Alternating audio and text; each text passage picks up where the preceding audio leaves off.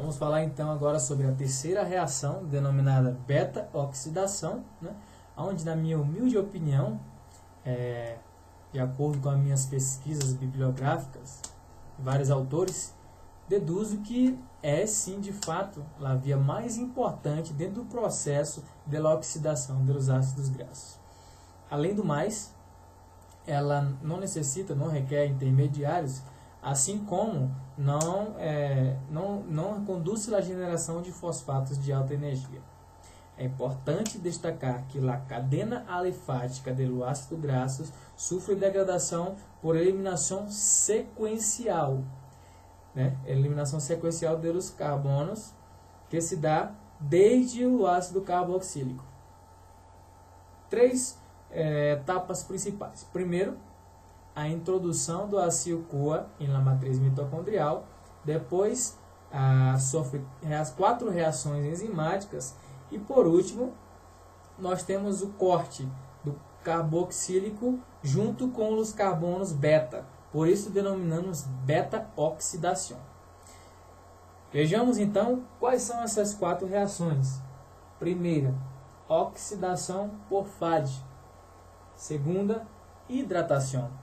Terceira reação, desidrogenação, ou também denominada oxidação por NADH. E por último, nós temos a tiolise. Primeira reação, a oxidação por FAD.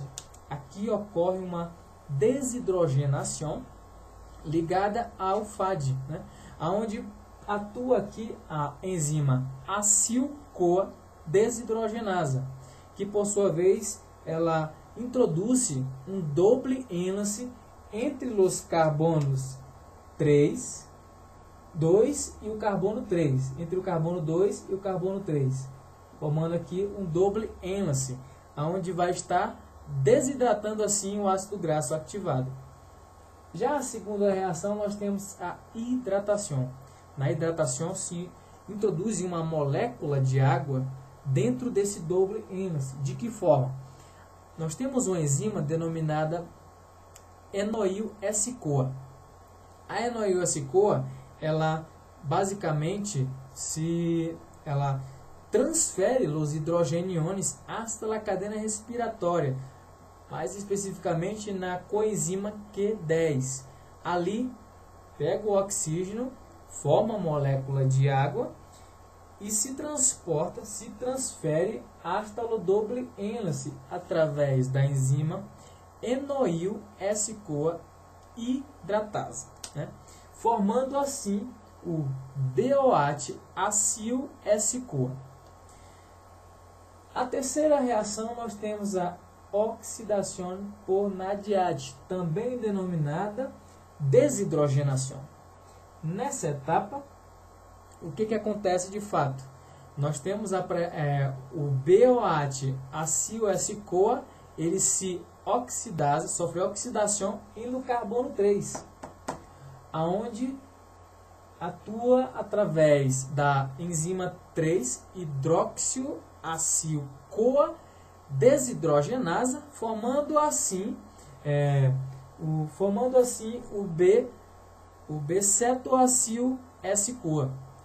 É importante destacar que os equivalentes redutores eles se transferem à cadeia respiratória por el NADH. Então, detalhe, dentro desse processo, mais especificamente na desidrogenação, nós temos a formação de um NADH.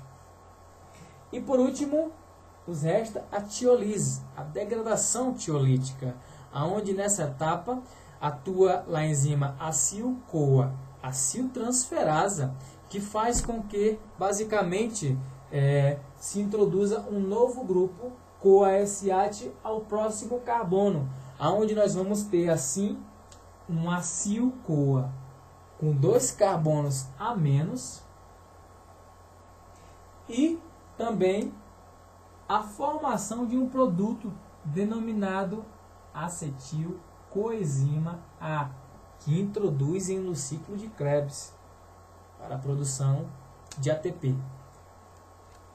Vejamos então aqui um exemplo para ficar mais claro, do ácido palmítico, do ácido palmítico, que por sua vez ele é um ácido graxo que contém 16 carbono, e nós podemos encontrar em la carne e também nas plantas, basicamente. O ácido palmítico formado por 16 carbono, 2, 4, 6, 8, 10, 12, 14 e 16. Aqui, no seu extremo, nós temos o grupo carboxílico. Daqui, da onde se inicia o processo de beta-oxidação. Certo? Então, aqui entre o carbono 2 e entre o carbono 3, nós temos o double hélice. E esse carbono vai atuar sobre esses dois carbonos formando a primeira etapa, a primeira beta-oxidação, né? E assim vai por diante, né? Formando cada um processo desse de dois carbonos com o seu grupo carboxílico, vai formar uma acetil-CoA, uma acetil-coenzima A. Então, vale destacar, se por exemplo temos um ácido graxo de número ímpar, o último grupo carboxílico, ele não pode ficar sozinho. Então ele vai se juntar com os dois últimos, né?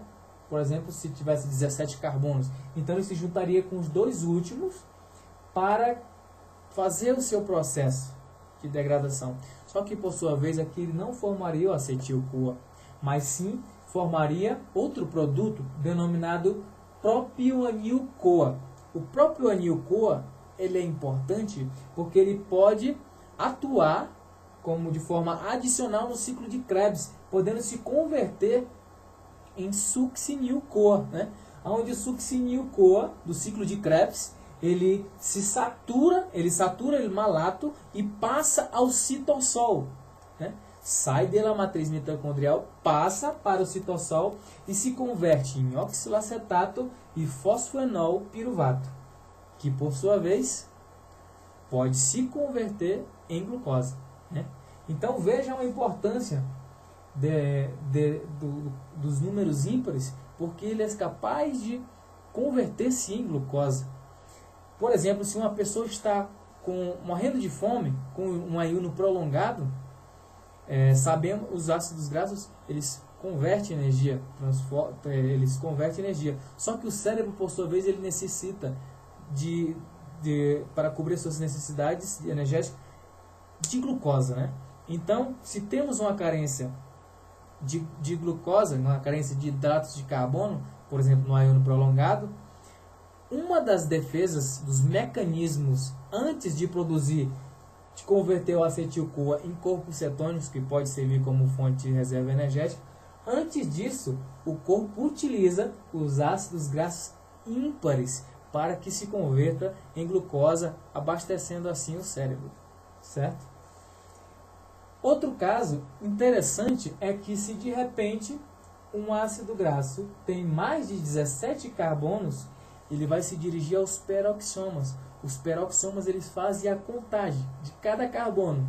E nesse caso específico, para a produção de energia, se ele ao chegar no carbono 16, ele quebra, formando assim um ácido palmítico, que vai introduzir para a formação do acetil-CoA para a produção de energia no ciclo de Krebs, né? Dentro desse processo, esses são os pontos mais importantes que vale destacar.